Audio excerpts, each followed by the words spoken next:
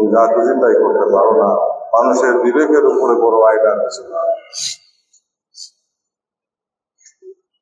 এই বিবেক জাগ্রত হবে, আপনাদের জ্ঞানের দরজা খুলে যাবে, গুণের দরজা খুলে যাবে, এবং পৃথিবীর থেকেই আল্লাহ তাআলার সান্নিধ্য পাবে, রাসূল পাক সাল্লাল্লাহু আলাইহি ওয়াসাল্লাম জিয়ারত নসিব হবে, এবং সমস্ত ওলি আল্লাহদের সাথে সাক্ষাৎ হবে, পয়গম্বরদের সাথে সাক্ষাৎ হবে।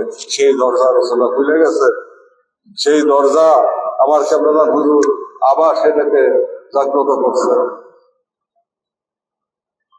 সেই ভুলুণ্ঠিত দরজাকে আবার ধাক্কায় দিচ্ছে আল্লাহ শক্তির দ্বারা, খোদা প্রদত্ত ক্ষমতা।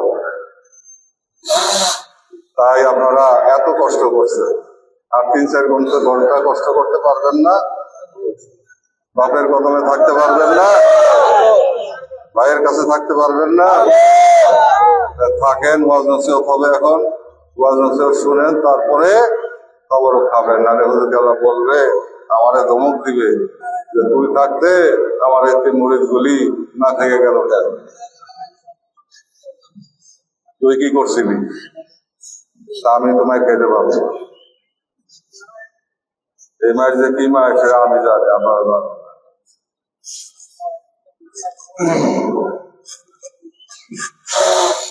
নিয়োজনও জানে না, আমিও জানি। খুব কঠিন জিনিস। আল্লাহ করো, আল্লাহ করাবেন না, আল্লাহর পক্ষে আল্লাহর বন্ধু বলবে নির্ধারিত হলেই।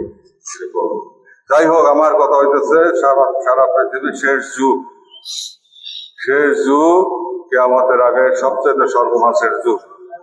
প্রযুক্তিরও সবচেয়ে বেশি উন্নয়ন হয়েছে, এবং কিছুদিন পরে দেখবেন মানুষ বানাইতেছে, আর মানুষ কাটতেছে, আবার বানাইতেছে, মৃত্যু ফিরাইতেছে বৈজ্ঞানিকরা।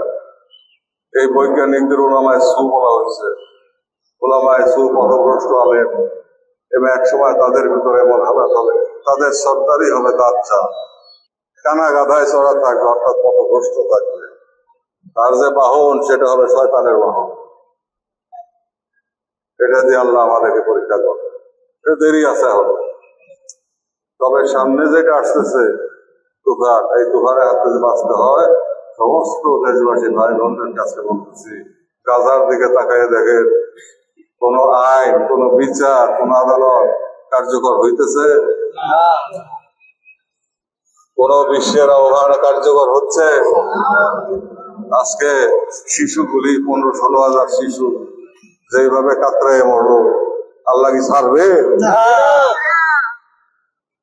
আল্লাহ জানো আমার কেবলা জানের ওসিলায় দয়াল নবীর খাতিরে আল্লাহ জানো কঠিন বিচার করে। তোমার ক্ষমতা আছেই বলে তুমি বিষ্ট করবা, তা তো হবে না। তোমার ক্ষমতা তুমি পাইছো কি দিয়া?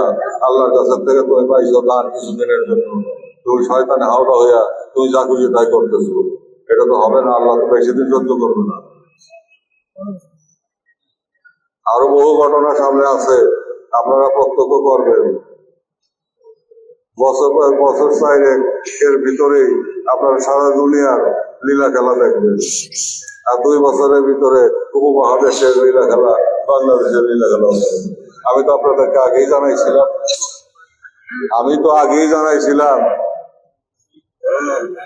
আমার তো কোনো স্বার্থ নাই, আমার ক্ষমতারও দরকার নাই, আমার ওই পার্লামেন্টের মেম্বার হওয়ারও দরকার নাই, আমার প্রধানমন্ত্রী প্রেসিডেন্ট হওয়ার প্রয়োজন নাই। কিন্তু আমাকে যেটা জানানো হয়েছে, দেখানো হয়েছে, সেটা আমি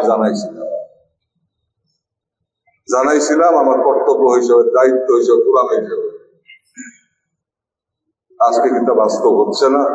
মাননীয় প্রধানমন্ত্রী বলেন নাই গভীর চক্রান্তের কথা, কৃত্রিম দুর্ভিক্ষ সৃষ্টির কথাকে স্বীকার করেন নাই, চালের কথাকে তিনি বলেন নাই, খাদ্যের কথাকে তিনি বলেন নাই। সেই কথা তো আমি আরো 2 বছর আগে বইলা শেষ করে আর কোনো কথাবার্তা আমি বলি।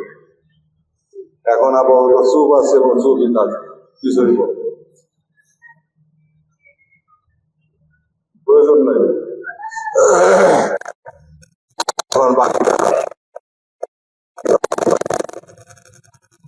যাই হোক, মাতৃকা রক্ষা করার জন্য একই সঙ্গে ভালোবাসা ফিরে আসে, আর অন্য মতাবলম্বী, অন্য ধর্মের লোকদের, নিরীহ মানুষদের গায়ে হাত তুলবেন না। এমনকি ক্রুদ্ধ মানুষদের হাত তুলবেন না, কোনো সময় না, এটা ইসলামের খেলা, শরীয়তের খেলা।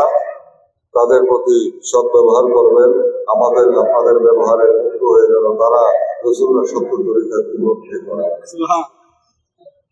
আমার কেবল জানেন মত